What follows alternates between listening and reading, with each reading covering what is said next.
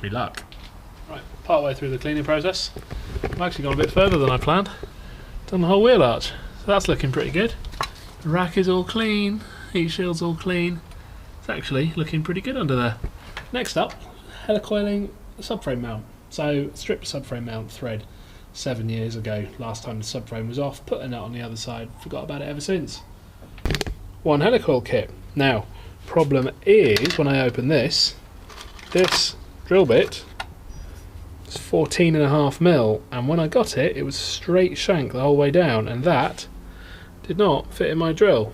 So, bit of help from Andy, who is at rear wheel drive RWD_Saudi. Check it out, absolutely epic project.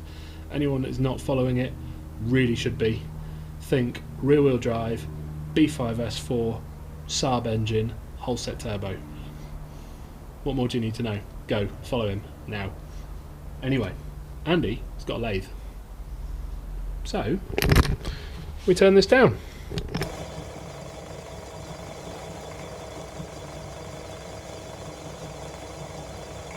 That is now 10mm, so that fits in my GP drill, or at least it would if I had the chuck open. And now I can helicoil it. So we're going to get under the car, helicoil the mount, then I can start building up my shiny new subframe.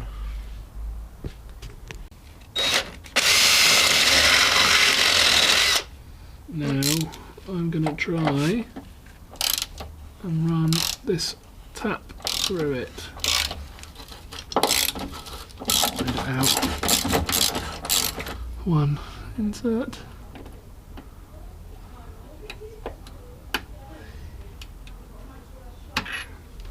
One brand new M14 by 1.5 thread. Right, next up, new subframe. I'm quite excited about this one. Ta-da! So, one fresh powder coated subframe. It's been shot blasted and powder coated. Fresh pair of arms, also shot blasted and powder coated. We've got Super Pro SPF 3397K caster offset rear bushes. We've got 30mm fronts with CB Auto cookpot inserts, and then we've got our iBack 22mm anti-roll bar that's also been shot blasted and powder coated. All new bolts. So I am going to get this little lot assembled and get it ready to go on the car. Whilst I'm at it, I'm also going to be fitting new ball joints. So I use a TT Mark II ball joint, which looks like this. So this is slightly longer from the pin to the bolts, so it gives a bit more camber.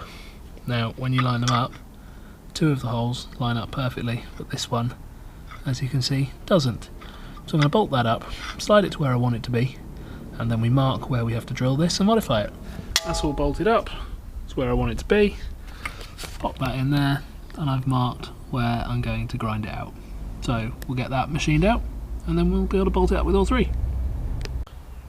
That's ground out now. So as you can see, slightly ground out that one hole. That now still allows play in and out, but I've set it so I could have set it back squarely. I've actually done it as far forward as it'll go for max caster, but it still allows a bit of travel. So drop that in there, pop the nut on underneath. Doesn't want to go. There you go. Right, ball joint. Still has some adjustment for camber. Bear in mind we've got camber adjustment at the top. Tiny tweak for caster, but that will be run entirely forward and entirely in because I want to reduce camber. So just got to do the same on the other side, and we're ready to get the wishbones onto the subframe.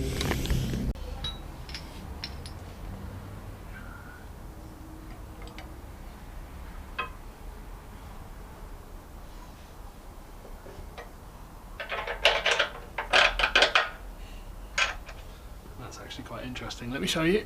So to get that to line up, to get that bolt in, we've actually dropped this bolt out, let the wishbone kick back in more to where it wants to be, then we will just tease it back out. Interesting stuff.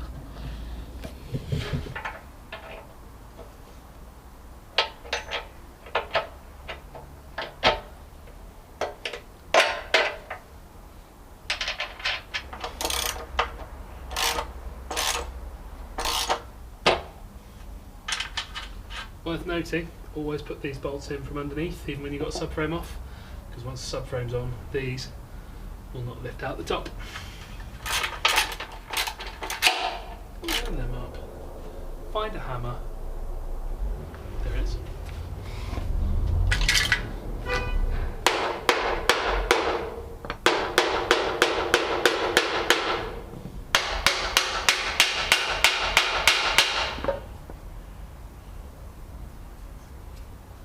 In.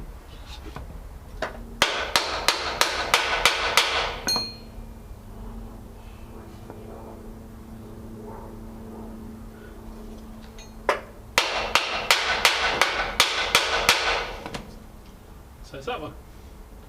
Alright, next up I'm going to torque these. So these are 70 Newton meters plus 90 degrees.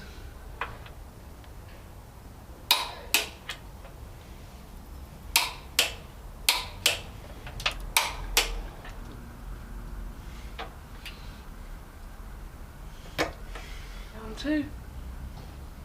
Try not to let this move.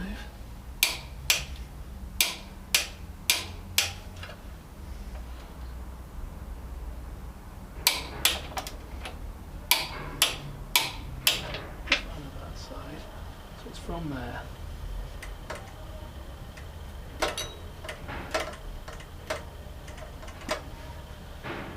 Horizontal on that.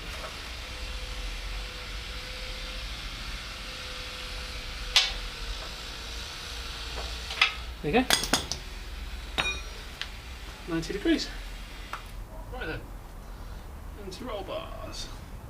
So that sits in there like that.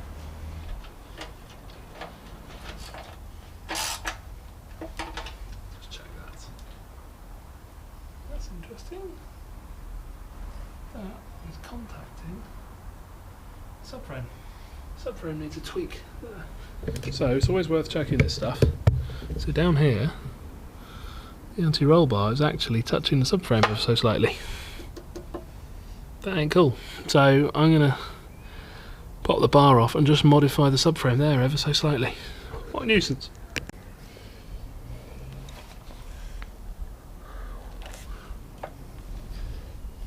Going to go a bit more to make sure it's got clearance over its range of movement.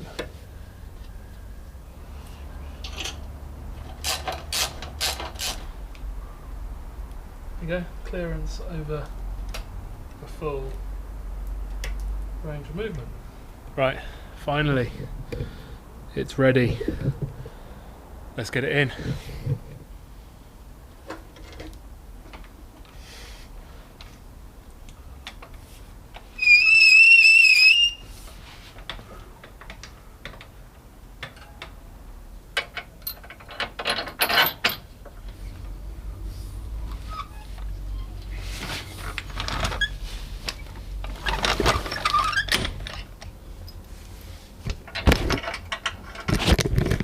Camera's fallen over. I'm just putting in the steering rack bolts. That's taken long enough, but dun dun dun! Certainly lights up a dark shot. One subframe in. Really pleased with that. So just going to do the bolts up. They go to 74 foot-pounds, which is 100 Newton meters, plus 90 degrees. Right then, bit of a time off for you. It's now the weekend. It's actually Sunday. Doesn't really feel like a weekend though. Look at that. Yeah, it's pretty grim. So, everything is back in. If we look under the car, the subframe is back on. Everything is now connected. The hubs are all back together. I have changed the hubs yet again after snap. So come round to this side. Again, everything is fresh. It's a used hub, so the hubs come from Jimmy Swain, exactly as it came off Matt Shannon's car that then went to Jimmy. Jimmy ran it, no wheel bearing issues, so I've just thrown them on exactly as is. So the bearings are not new, but I think we all know the joy I've had with new bearings, so I'm throwing on a set of used hubs that were known to be working, and fingers crossed they will work. I'm getting another set of hubs from Chris McDermott, S3 breaker, and we're going to strip them down, clean them up, put some new bearings in them. I'm actually going to open them up, repack them with CB2 grease, but I'm going to use the OE flanges because I think that could be part of the issue. I've been using Drive Tech flanges from GSF. Kind of all I can think of now. So yeah, I'm going to get it back together. Hopefully it's all good. Just got to fill the gearbox up and get some discs on it. So discs, I've obviously run the 2016 style 368 touring car disc before, and now we're moving over to the 2017 style with a wide bobbin. So we have a fresh set of bells from CB. These are absolutely lovely CB Auto bells. So they're basically the same as the bells I ran before, which Rich and I kind of designed and have made by Rayland. But Paul has made these at CB. So these go with the wide bobbin kit. And if I flip this over, I actually have bolts still. So the wide bobbin kit that comes with a machined bobbin to help airflow in. It's not like I run these super hot, so it's not like I need the maximum cooling. So I found these on eBay. You can actually buy a bobbin and a bolt kit instead of using the full wide bobbin kit. What that allows me to do is reuse the bobbins, throw new bolts in, save a bit of money every time you change over. So yeah, we're just going to torque these down, get these on the car, get the calipers back on, and be down on its wheels today. It's freezing out here today. Still miserable, but it's on. That one is on, disc all built up, on, caliper back on, everything is nice and clean. Have a look in here, everything is fresh and ready to go. So we're going to put this wheel I'm sat on back on the car, see how that front corner feels.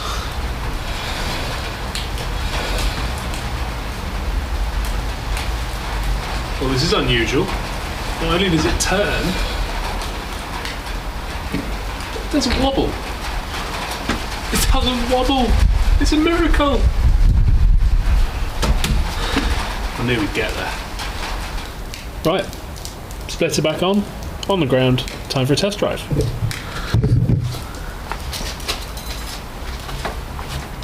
Sure, there are easier ways of doing this, but this has always worked for me.